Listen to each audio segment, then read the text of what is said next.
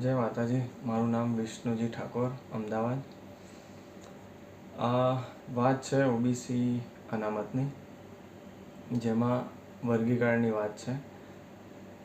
મતલબ કે ઓબીસી અનામતમાં વર્ગીકરણ, જે તારકભાઈએ વાત કરી છે કે ઓબીસી અનામતમાં વર્ગીકરણ થવું જોઈએ. એના કારણો છે કે અમુક જ્ઞાતિઓને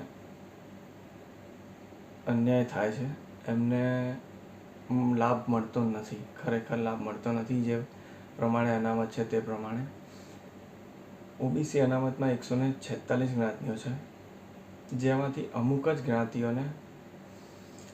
જ્ઞાતિઓ અનામતનો લાભ લે છે અને ખરેખર જેમને જરૂર છે તે લોકોને લાભ મળતો નથી.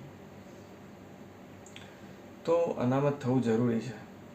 તારકભાઈએ જે વાત કરી છે કે અનામતમાં કોઈને કાઢવાની વાત નથી, કોઈને બાકાત કરવાની વાત નથી, પરંતુ ફક્ત એમાં વર્ગીકરણ કરવાની વાત છે. તો હું એની સાથે સહમત છું. જય માતાજી.